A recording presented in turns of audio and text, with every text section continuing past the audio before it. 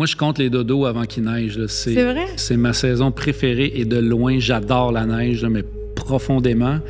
Puis ça, c'est une autre affaire qui a changé là, chez moi parce qu'il y a 10 ans, je me serais pas vu dire ce que j'étais en train de dire là. J'haïssais ça pour mourir. Vous écoutez Centré sur l'équilibre, le balado du Stromspa nordique.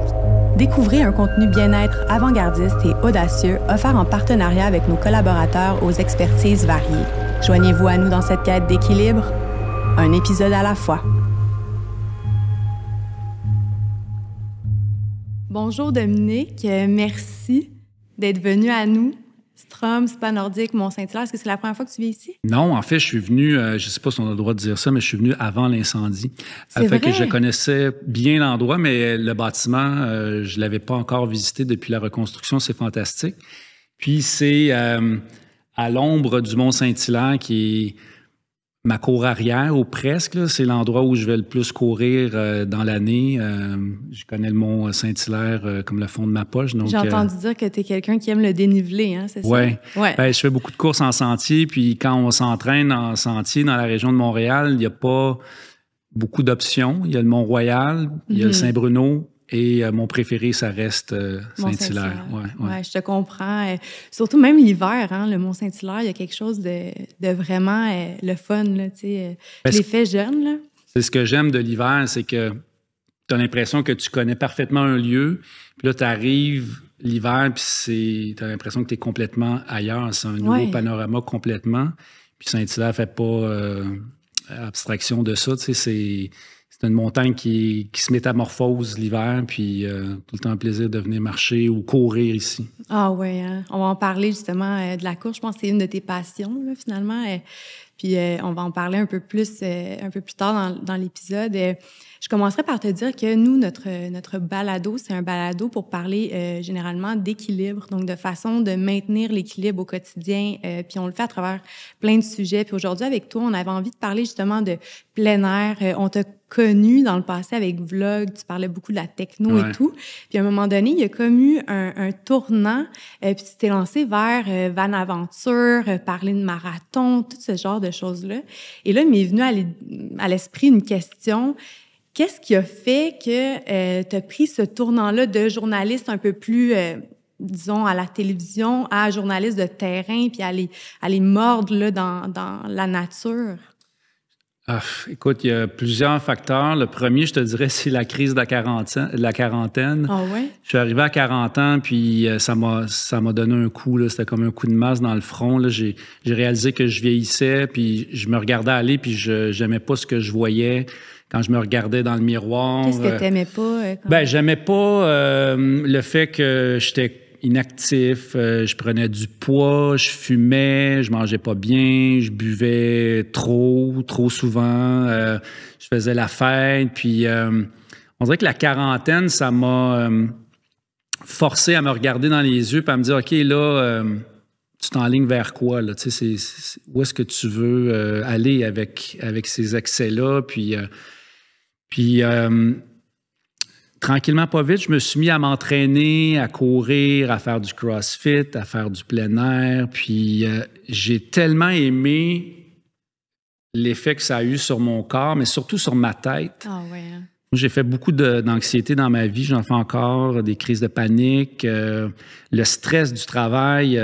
Il y a des gens pour qui faire la télé, c'est comme une deuxième peau. Ils sont parfaitement à l'aise. Pour moi, après toutes ces années, je me sens encore un peu comme un imposteur. Donc, pour moi, c'est un défi de faire le métier que je fais. Ça me demande beaucoup d'énergie. Puis, ce que j'ai réalisé, c'est que j'avais besoin de la nature, j'avais besoin du sport pour me permettre de retrouver un équilibre. J'étais complètement débalancé, puis j'étais pas bien dans ma peau, finalement. Tu sais. Puis c'est ça qui a motivé mon virage. Puis, j'imagine que parmi les auditeurs, il y a peut-être des gens qui vont se reconnaître dans ce que tu racontes. Tu sais, des fois, on se laisse vite emporter par une routine qui nous rend sédentaires, le stress. On dirait qu'on a besoin de décrocher. Une façon de décrocher, c'est Netflix ou la télé ou justement prendre un verre pour décompresser. C'est quand même pas facile de faire ce que tu as fait, de dire, moi, je me prends en main, là, je prends les rênes de ma vie, puis je vais ailleurs, je me dirige ailleurs. Tu dis que ta motivation, ça a été ça, mais est-ce que tu as eu quelqu'un qui t'a inspiré ou quelqu'un qui t'a poussé à faire ces changements-là? Elle était dans ma face pendant toutes ces années-là, c'est ma blonde. Ah ouais? Ma blonde Annie, c'était une grande sportive. C'est encore une grande sportive. C'était c'est quelqu'un qui faisait de la randonnée quand je l'ai rencontré, qui faisait du sport, qui courait des marathons. Puis il n'y avait rien de tout ça qui m'intéressait quand on s'est connus. Moi, j'étais dans le travail, je voulais m'établir, je voulais avoir une carrière. J'étais le parfait cliché du workaholic. Ouais. Puis un jour... je suis allé, je m'en souviens encore, c'était un peu avant mes 40 ans, puis ma blonde courait à ce moment-là son premier marathon, c'était le marathon de Montréal, puis je suis allé l'attendre au fil d'arrivée. Je suis arrivé peut-être 1 heure avant son arrivée, et cette heure-là m'a complètement chamboulé. Je pleurais à regarder les gens arriver parce que je voyais dans leur visage la satisfaction, la fierté, la douleur. Puis je me suis dit, OK, moi aussi, je veux vivre ce sentiment-là d'accomplissement. Puis quand ma blonde est arrivée, je la trouvais... Pour moi, c'était comme une superwoman. Là. Je la trouvais tellement hot, tellement impressionnante.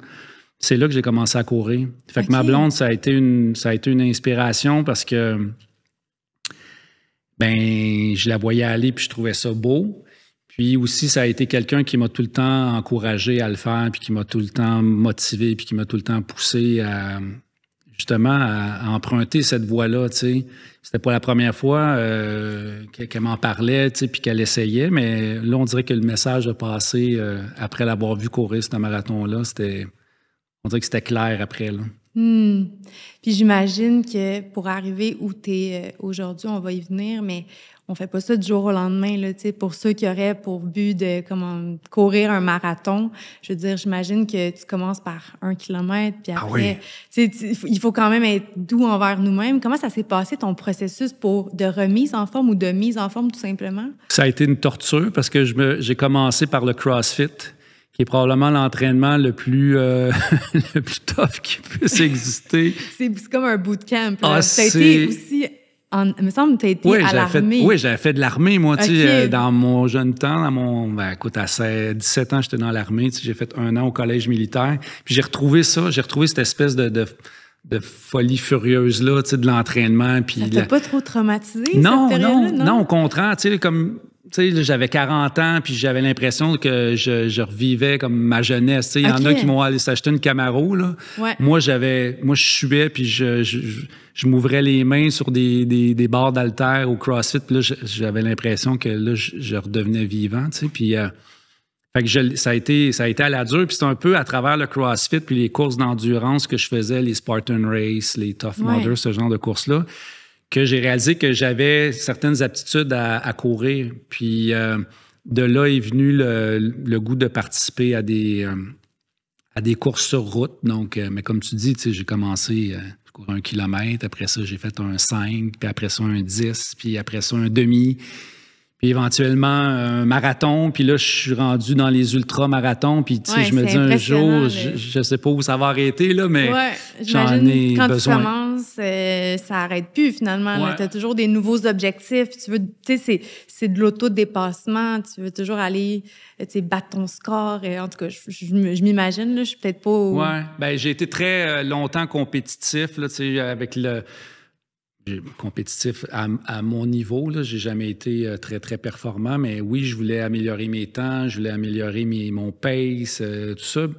Aujourd'hui, je suis plus c'est plus des distances que j'ai envie de m'imposer, plus que la vitesse, la rapidité en vieillissant, c'est quelque chose de toute manière qui est futile d'essayer d'améliorer. Là, ce qui me reste, c'est mon endurance. Puis je pense qu'avec l'entraînement que je fais, je suis capable de faire des distances de plus en plus longues.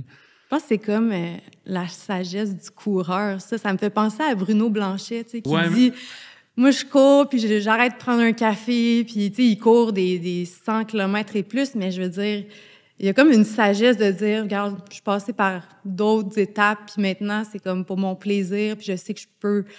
T'es-tu d'accord avec ça? Oui, puis ce que j'aime de la course en sentier puis des ultras, c'est que justement, c'est long. Donc, tu passes beaucoup de temps quand tu cours avec toi-même, tu cours dans la nature, tu te sens pas coupable d'arrêter. Quand tu cours sur route, tu peux pas arrêter. Même quand tu ramasses de l'eau, tu le fais en courant puis tu bois ton verre en poursuivant ta course. Alors qu'en course en sentier, ben t'arrêtes, tu prends, tu manges, tu bois, tu peux changer tes chaussures.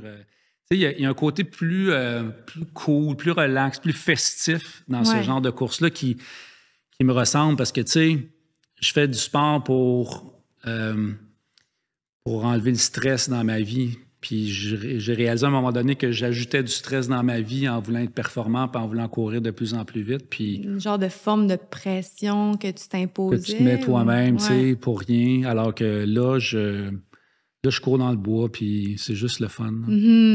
Ah, c'est inspirant. Ça donne envie là, de l'essayer. Moi, j'ai pas un gros pedigree là, au niveau de la course, mais je trouve que c'est inspirant, tu sais, de penser pouvoir y arriver un jour puis de pas se dire c'est impossible. Tu sais. Oui, mais la course, c'est une chose, mais tu peux juste aller marcher. Absolument. Le Québec, c'est un terrain de jeu fantastique pour ça. On a des montagnes exceptionnelles avec des points de vue complètement fous. Puis juste de partir avec son sac à dos pendant une couple d'heures dans le bois, écouter les oiseaux, là. Je te garantis que ta semaine au travail va mieux s'emporter après. Là. Ah, j'en doute tellement pas. Puis pendant que tu parles du Québec, toi, tu le connais bien, le Québec, parce que tu l'as exploré. Je pense que tu es parti comme à travers on va en parler, là, de Van Aventure. Là, vous êtes rendu à la 4e. Mais allez-vous tourner la 4e? Non, il n'y aura pas de 4e saison. Okay. La 3e a été tournée l'été dernier, donc l'été 2021. OK. Donc, l'émission s'est arrêtée là, mais tu sais, ça m'a quand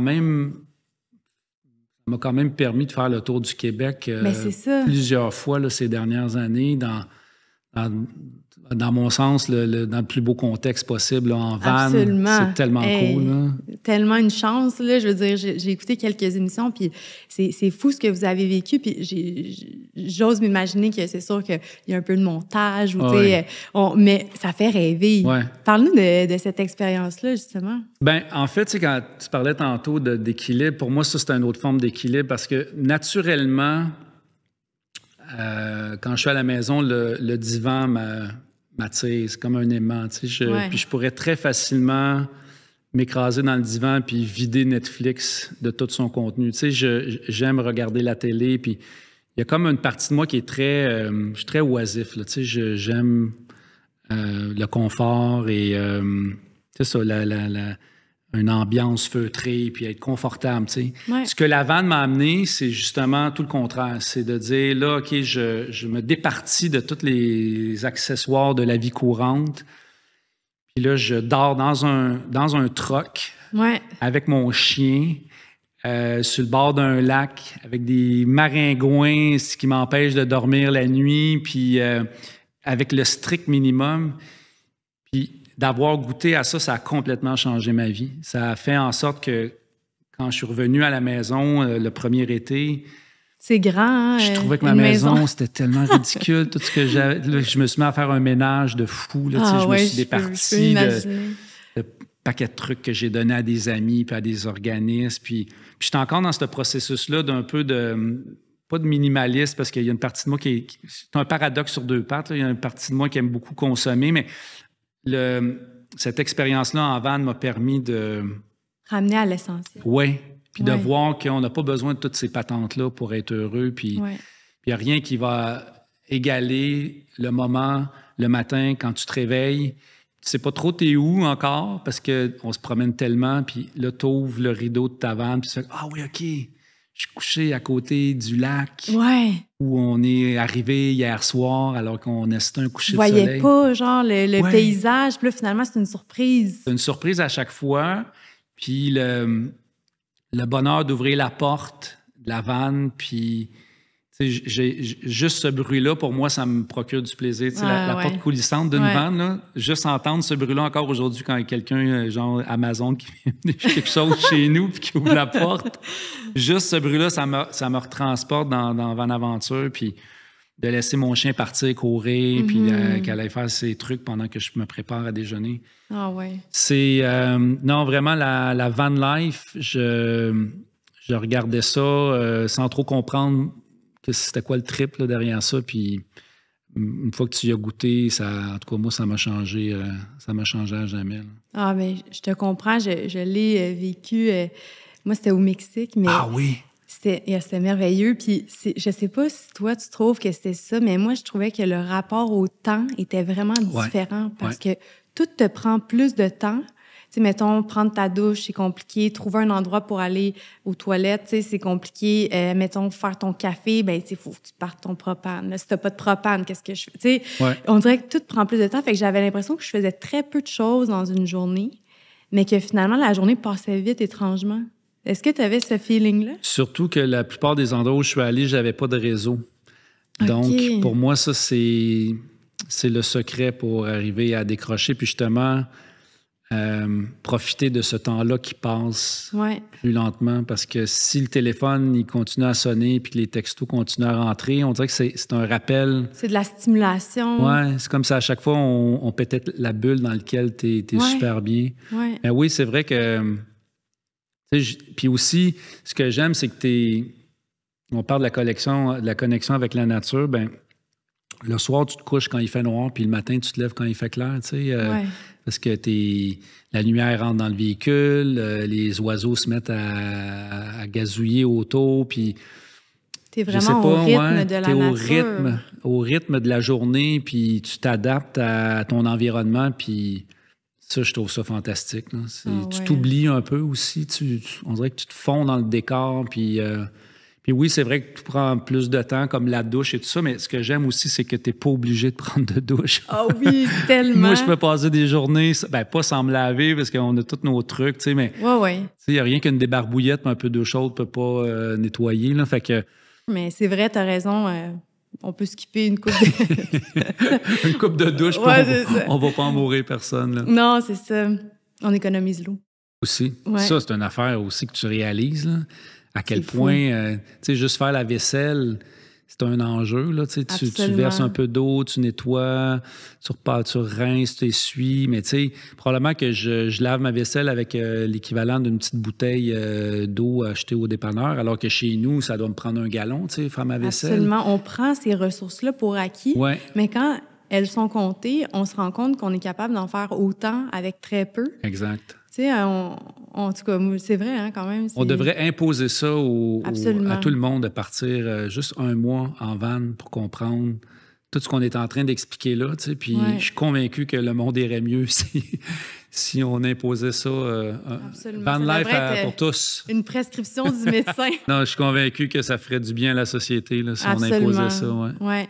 Mais c'est ça, pour en revenir à cette émission-là, vous partez, j'imagine que vous êtes quand même une équipe. Là, ça donne l'impression que tu es toute seule devant la caméra avec ton chien, mais j'imagine qu'il y a quand même des gens autour, puis qu'il faut reprendre des shots parce qu'il se passe... j'ai écouté un peu d'entrevue, là, mais qu'il se passe des choses que tu dis, ça passera pas, là. Fait que parle-nous un peu de cette dynamique-là, toi qui est seul, mais qui est entouré, mais qui... Oui, c'est un peu paradoxal parce que, sans nécessairement dire que des fois, il faut que tu joues une scène, là, parce que ça reste un magazine ou une série documentaire, donc on n'est pas dans la fiction, mais c'est vrai que des fois, sur le bord du lac avec l'équipe autour, mais quoique c'est une petite équipe, là, Van Aventure. Vous étiez combien? On était 3, donc, caméraman, le réalisateur, puis une assistante, là, donc c'est vraiment une toute petite équipe.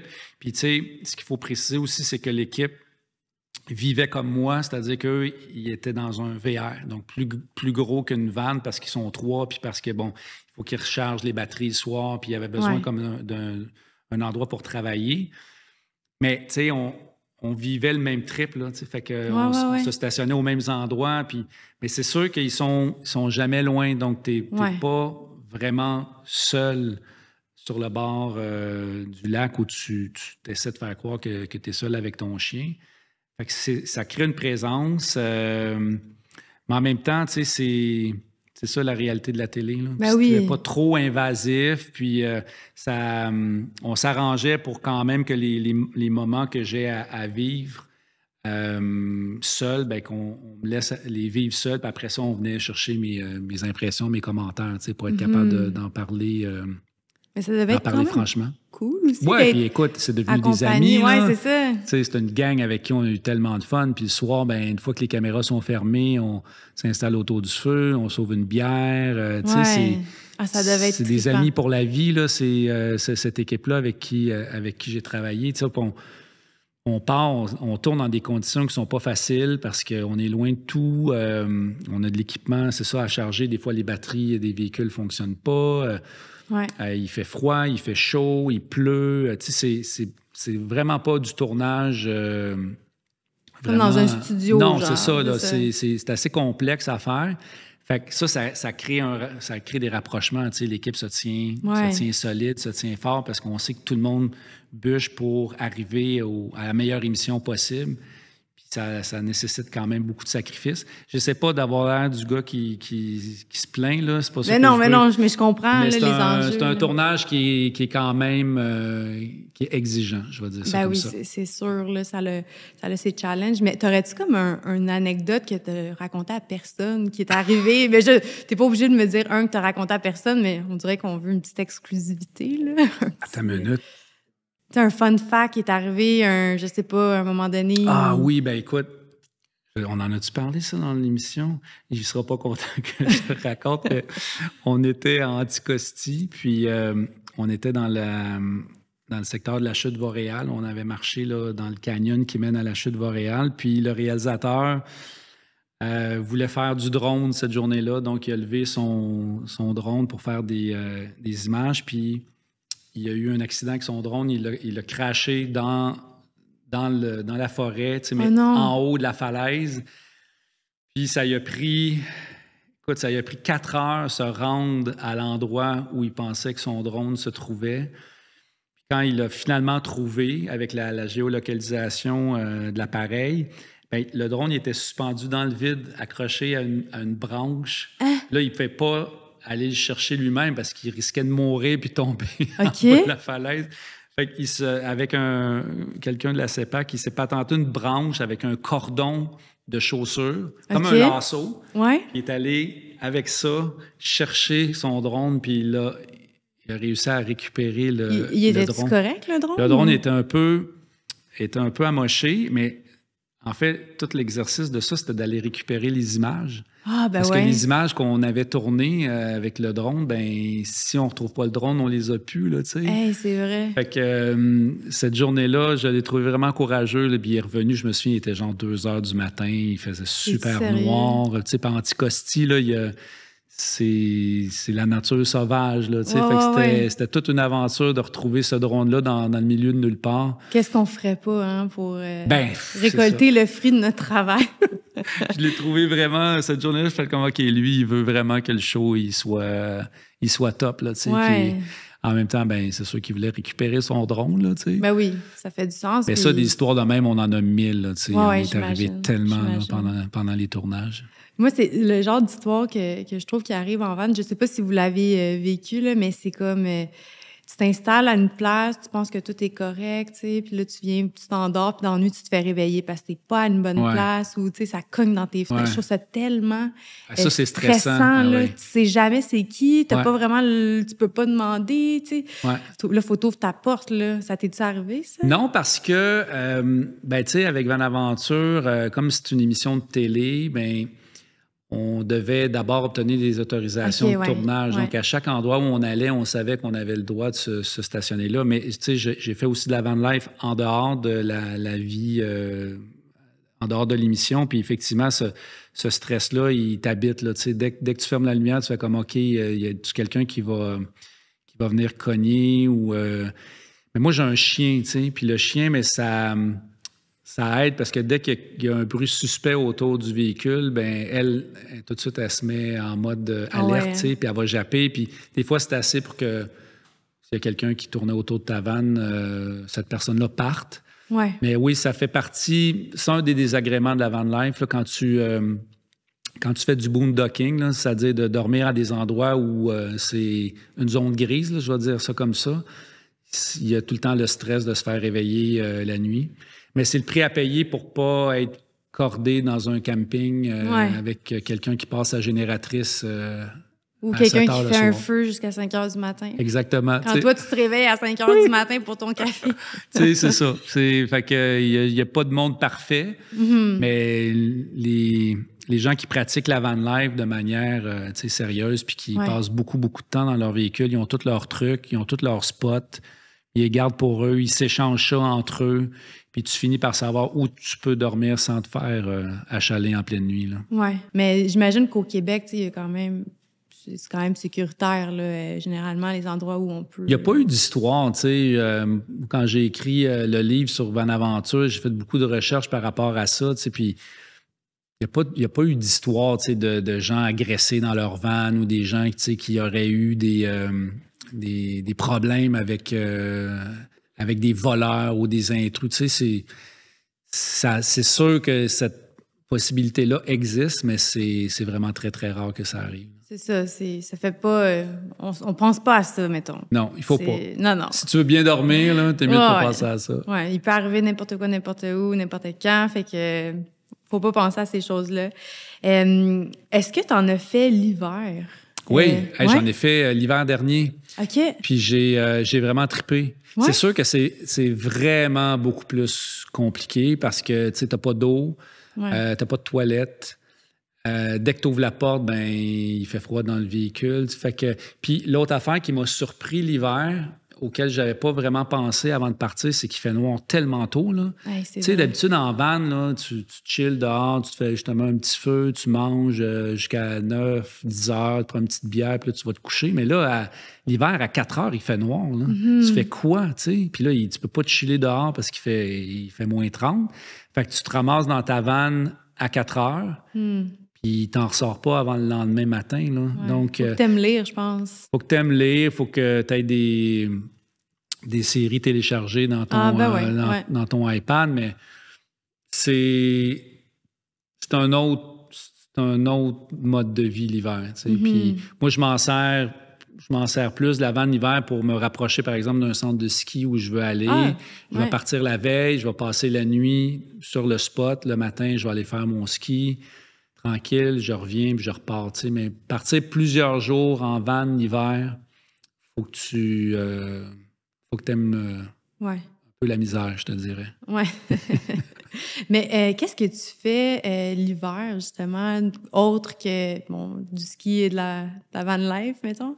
Je sais que tu aimes marcher. Est-ce que on en a parlé un peu, tu marches l'hiver. Parle-nous un peu de ton programme sportif d'hiver. Moi, je compte les dodos avant qu'il neige. C'est vrai? C'est ma saison préférée et de loin, j'adore la neige, là, mais profondément. Puis ça, c'est une autre affaire qui a changé là, chez moi parce qu'il y a 10 ans, je ne me serais pas vu dire ce que je suis en train de dire là. J'haïssais ça pour mourir parce que je voyais juste les désagréments de l'hiver comme la plupart des gens. Mais quand tu commences à profiter des joies de l'hiver, c'est là que tu réalises tout le potentiel qu'on a au Québec. Je fais du ski, je fais de la raquette, randonnée alpine, ski de fond, fat bike, patin, name it. C'est tous les sports, glisser, juste aller avec mon chien l'hiver, là, marcher dans la neige, là, te dire le bonheur que ça me procure. Les pas dans la neige, là, le son, une douce soirée d'hiver là, quand tu cries. Le bruit de l'hiver, là, la pureté du son de l'hiver, c'est vraiment fascinant. Puis aussi l'air, l'air est tellement... On dirait que l'air est plus pur encore l'hiver que le reste de l'année. Puis j'aime c'est niaiseux, mais depuis que je fais de la photo un peu plus sérieusement, je trouve que c'est une saison qui est photogénique. C'est beau l'hiver. Je trouve que ça fait des belles couleurs. Je trouve que les réflexions du soleil le matin ou le soir quand le soleil se couche, ça crée des panoramas qui sont exceptionnels. Fait que je trouve que c'est aussi une belle saison. C'est juste beau être dehors puis profiter de ça. Puis ce qui est le fun de l'hiver aussi, c'est que les sports que tu pratiques sont en fonction du niveau de la neige. T'sais. Fait que quand il y a grosse bordée de neige, bien là, tu sais que le lendemain, c'est parfait pour aller faire soit de la raquette ou du ski de randonnée alpine, puis profiter de la poudreuse, la première poudreuse du matin. Là. Je pense que les fans de l'hiver jugent si l'hiver a été un bon hiver ou pas au nombre de centimètres. Oui, c'est ça. Ouais. On est tous là. Avant, je regardais jamais ça, là, les rapports météo puis les précipitations de neige. Puis là, c'est rendu que on est une gang d'amis là, qui en faisons, puis on n'est pas nécessairement tous dans la même région. Fait que là, on regarde chacun nos prévisions de précipitation, puis là, on décide où on va aller skier en fonction du nombre de centimètres qui est prévu. Ah ouais, hein? Fait que ça, c'est cool, là, de dire, OK, là, je sais pas, moi, en Gaspésie, ils annoncent une super tempête mercredi, on part mardi pour être là sur les pentes au maximum de la tempête ou dès que la tempête va être terminée. T'sais. Fait que tu deviens un peu comme un chasseur de tempête là, ou les chasseurs de tornades là, qui triplent là, sur les prévisions météo puis qui observent les cellules orageuses pour essayer de prévoir où vont tomber les tornades. C'est un peu ça l'hiver, tu veux savoir où la neige va tomber. Un peu comme... être là tu sais, quand ça se passe. Oui, je vois ça beaucoup aussi, les surfeurs, tu sais, oui, par rapport aux vagues puis tout ça. Fait qu'il y a quelque chose de beau, hein. C'est une connexion avec la nature, essayer de comprendre comment elle fonctionne en fonction des outils technologiques puis des données, tu sais, qui viennent à nous. C'est tellement intéressant. Quand tu es en ville, qu'on annonce de la neige, mais tout ce que tu penses, sacrifice de main, il va falloir que je pète mon char de neige. Puis tu sais, j'étais le premier à faire ça là, pendant des années. Je maudissais l'hiver. Il n'y a rien que j'haïssais plus qu'une bordée de neige, alors qu'aujourd'hui, tu sais, je réalise que ça me rend heureux quand il neige. Est-ce que c'est parce que tu as un parking maintenant? Non, c'est parce que j'ai un chalet dans le bois, proche de la montagne. Mais je suis sûre que le parking a quand même un petit peu joué dans... En tout cas, moi, ça a joué dans ma balance. Ah oui, le parking intérieur? Non, pas intérieur, mais juste d'avoir une place de stationnement déneigée, là, tu sais. Oui, mais il faut que tu déneiges à pelle. En tout cas, chez nous, c'est de même que ça se passe encore, là, puis... Ça fait partie des affaires que j'aime moins, là, déneiger les marches, puis, mais ça compense le plaisir de jouer dehors, compense fortement les désagréments de pelleter un peu la neige qui tombe. Chaque saison amène, l'été, c'est tondre le gazon, l'hiver, c'est ramasser finalement, chaque saison a ses petites tâches, mais a son lot de plaisir aussi. Oui, exactement. Oui, il faut savoir trouver l'équilibre. On en revient à l'équilibre toujours, c'est de trouver du positif dans ce qui t'irrite. Puis moi, je réalise que je suis beaucoup là-dedans là, depuis les dernières années, d'essayer de... J'ai comme un réflexe naturel d'être pas pessimiste, mais de voir un peu des fois le mauvais côté des choses. Puis quand ça arrive, mais je m'arrête puis je me dis, OK, mais si tu le tournes, cet irritant-là, puis tu regardes ce qu'il y a derrière, ben tu vas essayer de trouver quelque chose de positif. Puis je travaille fort pour arriver à ce que ça vienne naturellement. Oui, mais c'est de changer... nos paramètres de pensée.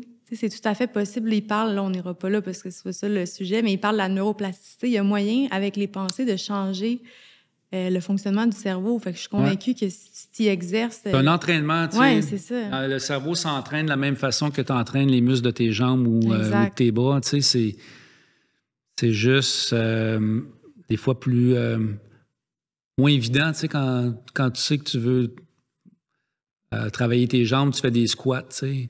La tête, c'est un peu plus difficile des fois de trouver la façon d'y arriver, mais bon, il y a un paquet de livres là, qui se spécialisent là-dedans, puis j'en lis plein, puis j'essaie d'appliquer ça dans ma vie de tous les jours, mais juste de rester conscient que ces pensées-là arrivent, puis que tu peux les transformer puis les rendre positives. Juste de savoir que ça se peut, ben après, les moyens que tu utilises pour y arriver, c'est pas ça qui est important, c'est juste d'avoir cette réflexion-là. Oui, tout à fait. Hey, j'ai envie de te parler un peu, tu dis, tu parles de toi, mais tu sais, derrière chaque humain, il y a des parents, il y a une famille, il y a une histoire qui s'est écrite. Je sais que tu es quelqu'un qui vient de la campagne. J'ai entendu dire ça. Un petit village pas trop loin de Montréal. Parle-nous un peu de ce que tes parents t'ont livré, comme, tu sais, parce que oui, t'aimes la nature, mais je veux dire, ça doit venir de quelque part. Là. Je parle comme si je le savais, mais je te pose la question. Moi, je suis né dans un dans un rang, dans un petit village qui s'appelle Saint-Ours, près de Sorel. C'est peut-être à 45 minutes de Montréal. Mon père est agriculteur, donc je suis né sur une ferme laitière. Donc, on avait des animaux. Puis mon père cultivait aussi ses champs, maïs, blé, soya et compagnie. Donc, moi, j'ai grandi avec des champs à perte de vue autour de chez nous, avec une forêt où je pouvais aller m'amuser quand je voulais, comme je voulais, faire des cabanes, jouer à cachette avec mes amis, mes cousins. Fait que cette nature-là a fait partie de moi. Tu sais, j'ai grandi jusqu'à quoi? Je suis parti de la maison, j'avais 16 ans. Tu sais. Donc, ça a été ça mon terrain de jeu pendant 16 ans. Tu sais, de vivre un peu loin de tout. Tu sais, même le petit village de Saint-Ours, il était à 20 minutes de vélo là, de chez nous, parce que, évidemment, je n'avais pas de voiture à cet âge-là. Fait que, tu sais, tout était loin, ce qui nous forçait à profiter de ce qu'on avait autour de chez nous, tu sais, c'est-à-dire les champs, puis la forêt, puis la nature. Donc, très tôt, ça m'a amené à m'intéresser à cet environnement-là que j'avais autour de moi. La ferme, ça me plaisait moins. Tu sais, j'ai vite compris que c'était pas vers ça que j'irais, tu sais, que je pourrais pas suivre les traces de mon père. C'est une vocation. Là. C'est une vocation, puis j'ai un énorme respect pour les gens qui font ce travail-là. Moi, tu sais, j'étais allé faire la traite des animaux le matin, puis je faisais les foins l'été, puis tu sais, j'ai travaillé avec mon père là, jusqu'à temps que je parte de la maison, mais je le faisais pour la paye plus que pour... parce que j'aimais ça, tu sais. Puis, un peu pour aider ton père aussi. Ben oui, pour aider la famille, mais c'est sûr qu'à 14-15 ans, tu penses plus aux 5 piastres. Aux 5 piastres on veut 5 piastres pour aller au dépanneur, puis dans ce temps-là, 5 piastres peut t'acheter bien des affaires. tu peux aller faire des folies avec 5 piastres au dépanneur de Saint-Ours. Mais mon père, tu sais, il a été bien cool avec ça. Tu sais, puis il voyait bien là, que... Tu sais, des fois, mon père il me raconte que quand j'étais petit, il m'amenait... en tracteur là, dans le champ pour labourer, puis il dit on arrivait au bout du champ, puis on faisait même pas un tour, puis tu voulais débarquer puis retourner à la maison avec ta mère. Fait que, vite, il a su que c'était pas quelque chose que j'aimais. Ma mère, c'était plus l'intellectuelle de la famille, là, dans le sens où c'était celle qui nous amenait au cinéma, c'était elle qui lisait, qui nous amenait chercher des livres à la bibliothèque de Sorel. C'est elle qui m'a guidé en français, qui corrigeait mes textes, plein de fautes que je faisais. Puis quand j'y repense aujourd'hui, c'est ça, j'ai une partie de mon père en moi, puis tout l'aspect un peu plus artistique, le travail journalistique, ça, c'est plus ma mère qui m'a amené ça. C'est intéressant de voir justement que tu as été chercher un petit peu de chacun. Puis... En même temps, tu sais, je regarde ma famille, puis ce que je fais aujourd'hui, puis c'est comme... C'est à 1000 lieues, là, tu sais. Mes parents habitent encore dans le rang où j'ai grandi. Mon père a vendu ses animaux, sont à la retraite. On n'avait personne qui était dans le milieu des communications ou quoi que ce soit, tu sais. Fait que des fois, je trouve ça surprenant, le chemin que j'ai pris, parce que j'étais pas destiné du tout à faire ça. Mais tu sais, c'est ça, mes parents m'ont juste transmis, je pense, des bonnes valeurs, puis ils m'ont encouragé dans mes rêves, puis dans ce que j'espérais faire un jour de ma vie. Puis ils n'ont jamais essayé de me dire « Ah non, regarde, c'est pas pour toi, il serait mieux de reprendre la ferme de ton père. » Tu sais, j'ai jamais senti cette pression-là, puis pour ça, je vais les remercier jusqu'à la fin de mes jours. Oui, c'est beau, hein, de se faire encourager, supporter. On essaie de faire la même chose avec ses enfants. Tu sais, moi, j'ai une fille de 28, j'ai mon garçon à 19. Puis, tu sais, j'ai été beaucoup là-dedans au début. Là, j'essayais fort de, tu sais, surtout avec ma fille, de l'orienter vers quelque chose que je pensais qui était fait pour elle. Tu sais, puis finalement, j'étais complètement dans le champ, puis elle fait autre chose complètement aujourd'hui. Mais je pense que c'est important de laisser ses enfants faire leur propre choix, puis juste d'accepter de les voir s'épanouir puis grandir dans ce qu'ils ont envie de faire et non pas dans ce que toi, tu tu projettes. C'est ça, de donner comme un encadrement, un support, de l'appui, de l'amour. Puis finalement, l'enfant va faire son chemin avec tous ces outils-là. Puis c'est ça, le chemin est différent de parents à enfants, mais je pense qu'on part avec quelque chose quand même que nos parents nous donnent. Oui, il faut leur laisser la liberté de leur choix. Vraiment. Ouais. Vraiment, tellement. J'ai pas d'enfant, je sais même pas de quoi je parle, mais... J'en ai 2. Ouais, je te confirme que c'est de même que ça se passe. Merci, je vais prendre des notes pour... Mais c'est vraiment le fun de te parler de toutes ces belles choses-là. Ça fait rêver, tu sais, autant côté sportif que la connexion avec la nature, que ces idées de faire des voyages à travers le Québec. Je trouve ça tellement intéressant. Ben c'est ça. T'es gentil, merci beaucoup. Je voulais te remercier d'avoir accepté notre invitation. On est très choyés de t'avoir parmi nous. Tu as participé dans une capsule pour l'hivernothérapie. Fait que ça sera disponible prochainement, ou peut-être que c'est même déjà disponible au moment où les gens vont écouter l'émission. Merci pour ta contribution. Super le fun de voir ton petit chien naviguer à travers les sentiers, puis d'entendre ta voix là, qui nous inspire à mordre dans l'hiver, puis à profiter du beau temps. Là, été comme hiver, finalement. Là, tu sais. Profitez-en. L'hiver, c'est pour certaines personnes, ça dure longtemps, mais pour moi, ça finit toujours trop vite. Alors... c'est une belle saison, puis il faut juste sortir dehors, bien s'habiller, puis embrasser les saisons qu'on a au Québec. Ça sert à rien de toute manière de lutter contre ça, parce que... On n'a pas le choix. On n'a pas le choix. Non, anyway, fait qu'aussi bien faire avec, puis essayer d'en profiter le plus possible. C'est ça, au Strom, on a l'hivernothérapie. C'est un concept qu'on a développé, que tu connais, puis c'est ça, c'est vraiment de dire aux gens...